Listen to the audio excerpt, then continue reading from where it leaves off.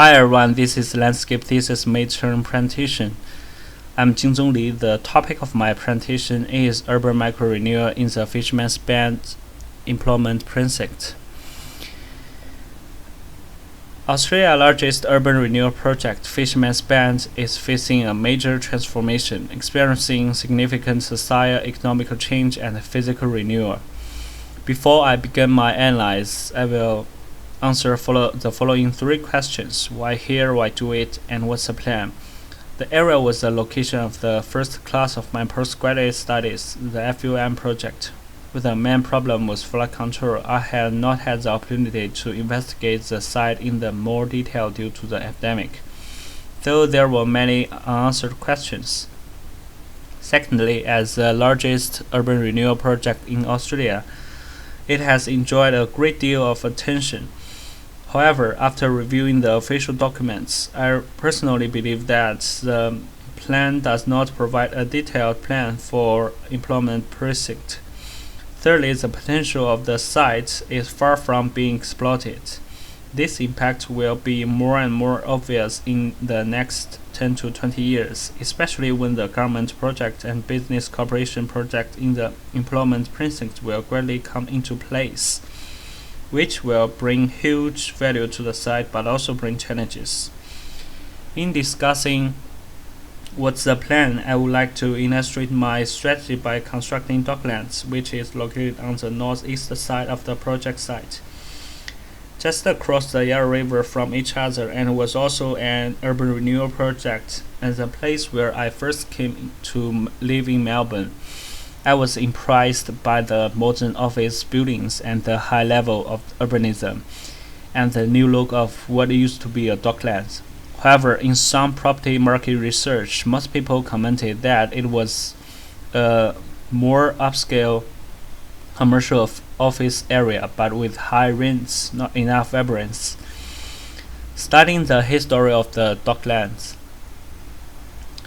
a representative of rapid urbanization in the era of incremental growth, its construction is controversial. Therefore, I must state here that I am not critical and in denial of docklands in my comparative study. On the contrary, I recognize the value of its development and its important place in the city of Melbourne. But for the site, do we need to follow the development path of docklands? Do we need a new city like this? Is there any other way to develop the site with the City of Melbourne label, keeping the city's memory and in line with the new era of urban development? As a link between the City of Melbourne and City of Port Phillip, we need to choose between rezoning and urban micro-renewal.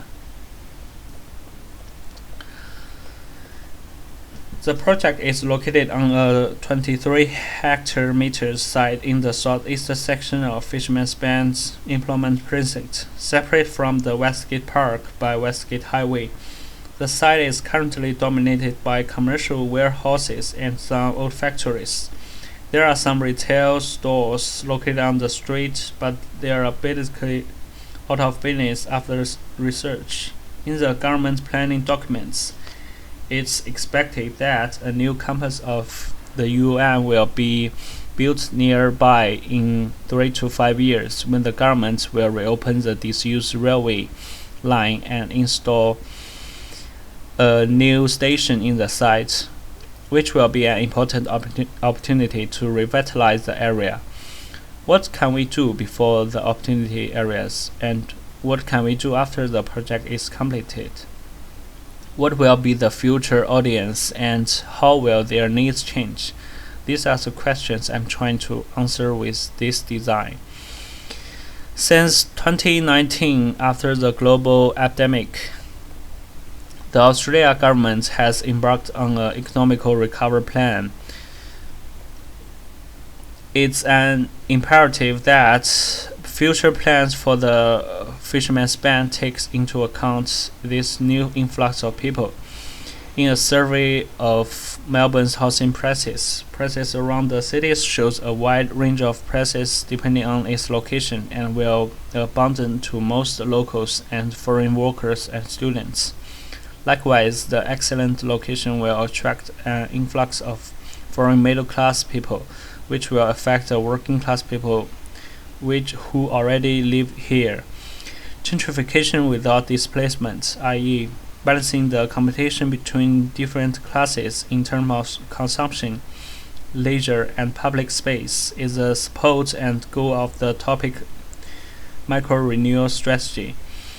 Therefore, I propose some ideas and visions for the future planning of the site based on these findings, which involve keywords about the history of the site, green infrastructure, new campus life, the history of the site, safe and comfortable student village, and affordable apartment, the free market, the incubator for the innovation and art.